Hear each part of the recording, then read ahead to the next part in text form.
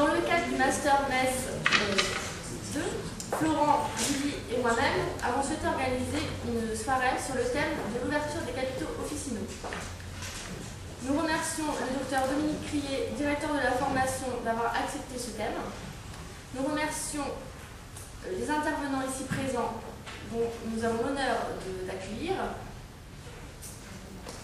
Monsieur Deletoile, expert comptable du cabinet Arithma, Docteur Arnaud, Docteur Louis, Docteur Cocheteux, Docteur Devilliers et Docteur Dubuis. Nous remercions également nos partenaires financiers et logistiques qui nous ont permis de réaliser cette conférence, le groupe Bifar, la BNP et Phoenix. Et merci à vous tous d'être venus aussi nombreux. Julie vous présente maintenant l'objet de la mise en demeure de la France par la Commission européenne. Donc bonsoir. Donc la Commission européenne a engagé une procédure d'infraction à l'encontre de la France. Elle a mis en demeure la France de libéraliser son secteur pharmaceutique parce qu'en fait, d'après l'Union européenne, les lois françaises sont incompatibles avec le principe de la libre concurrence. Donc il y a remise en question de 3 principes. Tout d'abord, le maillage territorial. Donc le maillage territorial, c'est le principe de limitation du nombre d'officines, ou le quorum, dans une logique de santé publique. Et en fait, actuellement, c'est limité à une officine pour 3500 habitants. Le deuxième principe qui est remis en question également, c'est le monopole pharmaceutique. Donc le monopole pharmaceutique, c'est qu'en fait, en France, il y a exclusivité de la dispensation du médicament par le pharmacien. Et enfin, le troisième principe qui est remis en question, ce sont les capitaux officinaux. Donc c'est qu'en fait, en France, seul un pharmacien peut être propriétaire d'une pharmacie. Alors par exemple, ici on peut voir ce qui s'est passé en Europe. Donc par exemple, l'ouverture des capitaux officinaux a été réalisée au Royaume-Uni, en Suisse, aux Pays-Bas. Et par exemple, ça n'a pas été... l'Autriche, l'Espagne et l'Italie ont également été mises en demeure comme la France. Et en fait, je voulais dire aussi que pour le bon déroulement de la conférence, le débat fera suite à toutes les interventions. Et là, nous allons d'abord laisser la parole à M. Deletoile, qui va nous exposer ce que pourrait occasionner l'ouverture des capitaux officinaux pour les pharmaciens titulaires et pour les étudiants. Merci. Auparavant, excusez-moi, parce que je me rends compte que je suis le seul à ne pas être docteur et non pharmacien. Donc, ça se soigne. J'interviens le premier en qualité, c'est pas à moi de dire de choisir pour la profession un autre exercice dans l'avenir.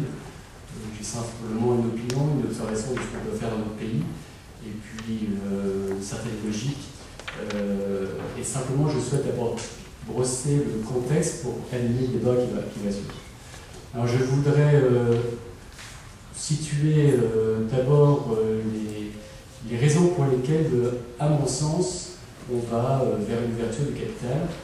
On en verra 4 essentiels, et au-delà de ça facilitera le débat ensuite, parce qu'on verra dans le sujet qui nous occupe ce soir, menaces et opportunités. Ça veut dire que ce soir, il y a des gens qui sont menacés, donc qui se sentent menacés éventuellement, et puis il y a des gens qui supposent en tout cas des opportunités. Donc qui est menacé de disparaître ou pas, qui peut saisir des opportunités. Il y a beaucoup d'acteurs à la pharmacie.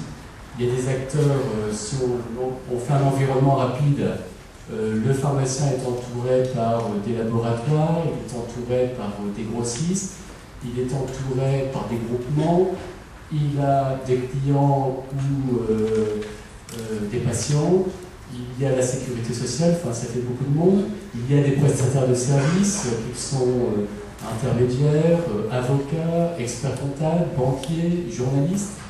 Ce serait tellement bien s'il n'y avait rien qui changeait, mais malheureusement, a priori, cet environnement très classique que l'on connaît depuis plusieurs années va sans doute changer de manière radicale. Alors, les raisons pour lesquelles ça risque de changer, il y en a 4 essentielles. La première raison, elle vient des pharmaciens eux-mêmes. Pourquoi les pharmaciens eux-mêmes, excuse-moi Pascal si tu réagis, les pharmaciens installés eux-mêmes. Alors je vais laisser à la fin de mon exposé une grande place pour les jeunes pharmaciens en passe de s'installer, parce que je ne les oublie pas, et je pense que pour eux aussi il y a des opportunités dans ce va se passer.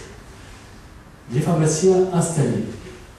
Si on fait une petite rétrospective, excusez-moi, de ce qui a pu se passer ces dernières années, en termes d'évolution de la rentabilité des officines et de valorisation des officines, très clairement, la rentabilité des officines a augmenté de manière significative jusqu'à fin 2005. La valeur des officines a eu la même tendance. 2006, c'est un peu différent, 2007 également, mais en tout cas avec une pression certainement un peu spéculative, on peut comprendre que les pharmaciens installés ont intégré intellectuellement le fait qu'ils ont constitué un patrimoine professionnel tout à fait significatif. Et il y a un Dakarquois qui un jour m'a dit, il n'y a que les gens qui ont du bien qui ont du mal. Alors on peut comprendre que si demain les jeunes pharmaciens n'ont plus la possibilité d'acquérir les moyens financiers d'acquérir des officines au prix proposé par les pharmaciens aujourd'hui installés, on peut imaginer que ce sont les pharmaciens installés qui aujourd'hui feront pression, les premiers, pour le capital. Donc cette tendance me paraît évidente, et si rien n'est organisé pour réellement favoriser l'installation des jeunes, on a ce premier élément qui me paraît évident. La deuxième raison, c'est pour moi, aujourd'hui on a une pression très forte des spéculateurs, c'est-à-dire des gens qui n'ont de près ou de loin rien à voir avec la profession. Il y a des spéculateurs aujourd'hui qui misent sur la pharmacie parce qu'ils voient dans la pharmacie une possibilité de faire rapidement de l'argent, donc c'est de la spéculation pure, qu'ils imaginent qu'on peut faire rapidement de l'argent et qu'ils pensent aussi qu'elles seront, à tort ou à raison, ça reste à discuter, mieux gérées que par leurs propriétaires actuels. Donc effectivement, ça reste un secteur qui peut être porteur et à développer. La troisième raison, elle est insidieuse aussi. Sur le plan économique, très clairement, la profession a pris une orientation commerciale et financière. À partir du moment où vous avez pris et mis en avant, vu de l'extérieur, excusez-moi, je ne suis pas pharmacien, mais vu de l'extérieur, la profession a pris une orientation bien plus commerciale et financière que médicale. C'est-à-dire que si vous êtes perçus comme des distributeurs de médicaments, vous devez accepter les règles de la distribution. Excusez-moi si ça dépasse un peu ce que je dis, mais il n'y a pas de plaisir sans risque. Ça animera le débat. On voit mal pourquoi, et par ailleurs, on voit mal dans ce contexte, si on est dans la distribution, en quoi le fait d'être propriétaire d'une pharmacie me permettrait aujourd'hui d'assurer en tant que pharmacien un meilleur service que si je ne le suis pas. Peut-être même au contraire. La dernière raison, elle est simple, vous l'avez dit, c'est que la pression européenne, l'harmonisation, la pression est assez forte et l'ouverture du capital est a priori dans les tuyaux. Et on peut dire globalement, avec un peu de rétrospective, un peu d'analyse de ce qui se passe ailleurs, et même pour les autres secteurs de la distribution,